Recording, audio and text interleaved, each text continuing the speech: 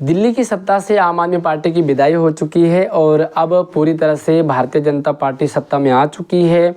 लेकिन बच्चों के मन में, पेरेंट्स के मन में एक कन्फ्यूज़न बना हुआ है एसओएससी को लेकर के। क्या होगा अब एसओएससी का? क्या एसओएससी अब बंद हो जाएगी? सबसे बड़ा सवाल ये कि अभी एट प्रेजेंट टाइम में एसओएससी के फॉर्म निकल रहे हैं, तो क्या एसओएससी के फॉर्म भरना सही रहेगा? क्या एसओएससी स्कूल सही रहेंगे? अब भारतीय जनता पार्टी क्या एसओएससी पर काम करेगी? सबसे बड़ा सवाल ये है कि दिल्ली में जो एसओएससी हैं वो अपने अलग बोर्ड से काम कर रहे थे। डीवीएससी यानी कि दिल्ली का अपना बोर्ड था। तो क्या इस बोर्ड को भारतीय जनता पार्टी एक्सेप्ट करेगी?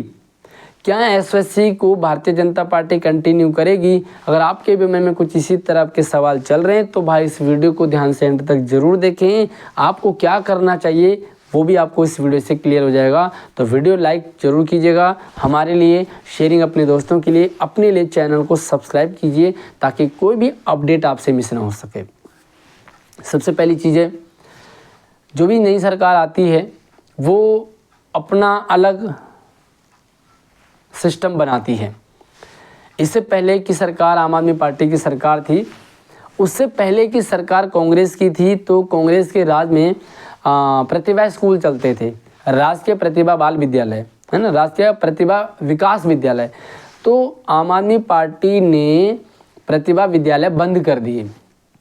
प्रतिभा विद्यालय सीबीएसई के अंडर में आते थे। अब प्रतिभा स्कूलों की जगह उन्होंने एसओएससी स्कूल स्टार्ट कर दिए।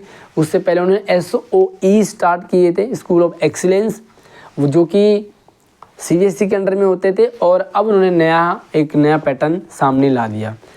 इसका मतलब जब आम आदमी पार्टी ने आरपीबी भी बंद कर दिए तो क्या भारतीय जनता पार्टी एसओएससी बंद कर देगी? एक और चीज़ मैं आपको बता दूं कि जो आम आदमी पार्टी है उन्होंने आरपीबीबी को सत्ता में आते तुरंत बंद नहीं किया था, लंबे टाइम तक आरपीबीबी को चलाया। आरपीबीबी को कोई दिक्कत ना है इसलिए, क्योंकि जो 9th में थे उनको 10th कराया, 11th कराया, 12th कराया और उनको 12th पास करवा दिया। आरपीबीबी वालों को फिर नए सिरे से उन्होंने 6ठी में एडमिशन करवाए ही नहीं। इसका ये तो क्लियर मतलब है कि बच्चों के भविष्य के साथ कोई भी सरकार खिलवाड़ नहीं करेगी। अगर वो पैटर्न सही है तो वो कंटिन्यू चलता रहेगा। अगर उस एसओएससी में या उस पैटर्न में कुछ करप्शन हुआ है, कुछ गड़बड़ी है, तो उस दो तरीके हैं। बहुत बड़ी गड़बड़ी है तो वो सिस्टम ही बंद कर दिया जाएगा, और अगर छोटी मोटी गड़बड़ी है तो उस गड़बड़ी को दूर किया जाएगा। आम आदमी पार्टी ने जो भी काम किया उसे बीजेपी अब आगे करेगी। सीधी सी बात है, जो बच्चे एसएससी में पढ़ रहे हैं उनका अपना डीवीएससी बोर्ड है, तो भाई भारतीय जनता पार्टी आते ही उस बोर्ड को ही ख़त्म नहीं करेगी, क्योंकि उस बोर्ड से हज़ारों बच्चों का भविष्य जुड़ा हुआ है, फिलहाल करियर जुड़ा हुआ है। अगर एकदम से बंद करेंगे तो वो करेंगे क्या, पढ़ेंगे कहाँ जाएंगे? ठीक है, तो ये तो टेंशन फ्री होकर रहिए कि भारतीय जनता पार्टी डीवीएससी यानी कि एसओएससी को बंद करेगी। दूसरी चीज़ मैंने आपको पहले भी बताया कि एसओएससी में बहुत सारी खासियतें हैं, बहुत सारी क्वालिटी हैं, लेकिन कुछ कमियां भी हैं। कमियां ये हैं कि पारदर्शिता नहीं है। एसओएससी में जो भी टेस्ट होता है, जो भी रिजल्ट आता है, उसमें कुछ भी पारदर्शिता नहीं है।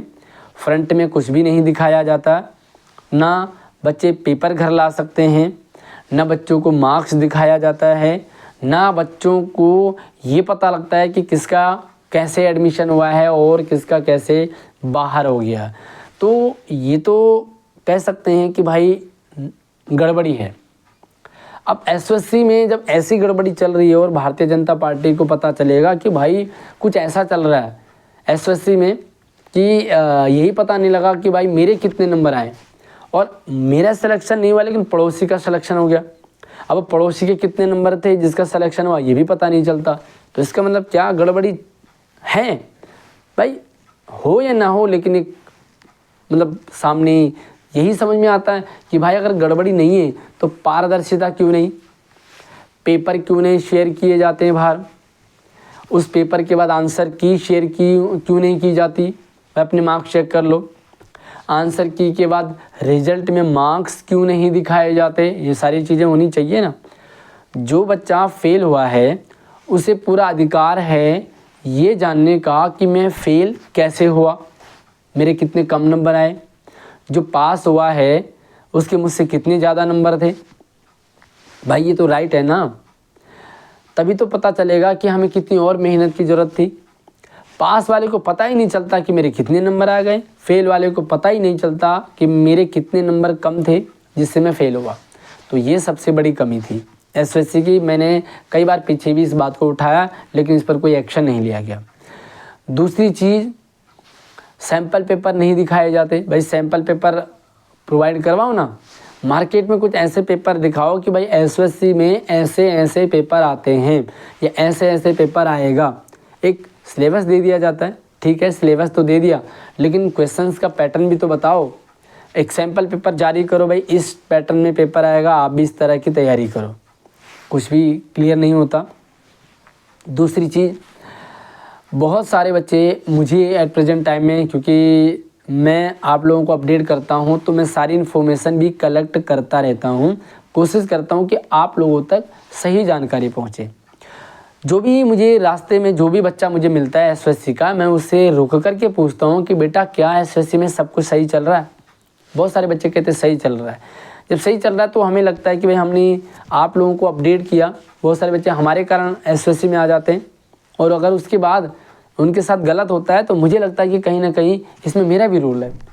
तो अगर बच्चे कहते हैं कि सब बढ़िया चल रहा है फिर तो ठीक है, लेकिन कुछ बच्चे ऐसे भी कहते हैं कि सर बहुत बड़ा घपला है। घपला का मतलब क्या है? एक तो घपला बच्चों को ये समझ में आता है कि वो गलत डोमेन चूज़ कर लेते हैं। अब जब गलत डोमेन चूज़ कर लोगे तो भाई आपको सही चीज़ तो वहाँ मिलेगी ही नहीं ना, क्योंकि आपने पढ़ना था स्टेम में और आपने ले लिया ह्यूमैनिटी, या आपने पढ़ना था high and 21st century skill और आपने ले लिया स्टेम, तब भी गड़बड़ रहेगा। तो एक तो सबसे पहले आप अपने लिए सही डोमेन चूज़ करें, ठीक। दूसरी चीज़ क्या है कि स्टेम के अंदर क्या था, सबसे पहले वहाँ पर जो प्रोवाइड करवाए जाते थे उनको जेईई और नीट की तैयारी के लिए वीएमसी, तो वीएमसी की क्लासें उनको प्रोवाइड करवाई जाती थी। स्टार्टिंग में वीएमसी बहुत बढ़िया चला, धीरे धीरे क्या हुआ कि बीएमसी को कर दिया साइड। साइड क्यों करा इसका कहीं कोई आउट नहीं, बाहर पब्लिक में पता ही नहीं चला। बच्चों को यही था कि हमें बीएमसी की क्लासें मिलेंगी जेईई और नीट के लिए। जब उनका एडमिशन हुआ तो पता चला जेईई बीएमसी तो है ही नहीं, अब बंद हो गया। क्यों बंद हुआ पता नहीं। बीएमसी की जगह नया पैटर्न लाए थे फिजिक्स वाला।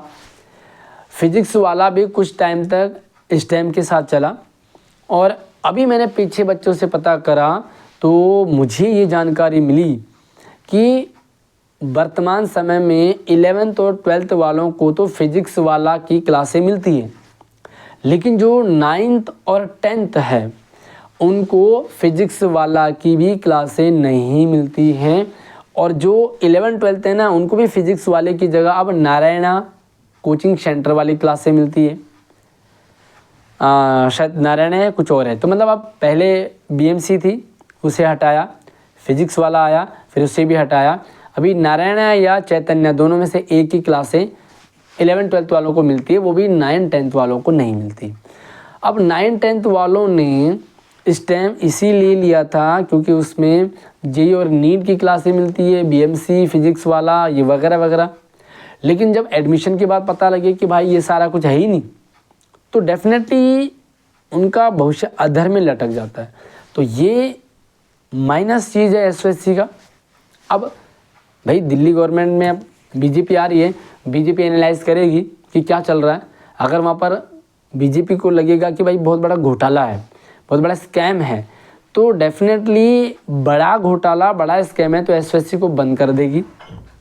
लेकिन अगर लगता है कि भाई छोटी मोटी प्रॉब्लम है और वो इजीली सॉर्ट आउट हो सकती है, उसे ठीक किया जा सकता है, तो भारतीय जनता पार्टी एसएससी में जो कमियां हैं उसे दूर करेगी और एसएससी के फिर से स्मार्ट नए तरीके से एसएससी को आगे कंटिन्यू करेगी। फिलहाल आप लोग फॉर्म भरिए, आराम से फॉर्म भरिए, एग्ज़ाम की डेट आएगी एग्ज़ाम दीजिए। जब सिलेक्शन की बात आएगी तब तक बीजेपी को भी 1-2 महीने हो जाएंगे और उस 1-2 महीने में बीजेपी कई कुछ समझ चुकी होगी एसओएससी को भी। और उसके बाद क्योंकि अधिकारी तो सेम है, वही अधिकारी हैं, सिर्फ सरकार बदली है लेकिन अधिकारी वही है। अधिकारी सारी चीज़ें बीजेपी को बताएंगे और बीजेपी में जो नया शिक्षा मंत्री बनेगा वो सारा कुछ एनालाइज करेगा और फिर आपके सामने क्लियर हो जाएगा। फिलहाल तो कोई दिक्कत नहीं है, आप आराम से फॉर्म भरिए, एग्ज़ाम दीजिए, टेस्ट की तैयारी कीजिए। सिलेबस कहाँ से मिलेगा, इसी वीडियो के डिस्क्रिप्शन में आप मुझसे व्हाट्सएप, इंस्टाग्राम, फेसबुक, ट्विटर से भी संपर्क कर सकते हैं।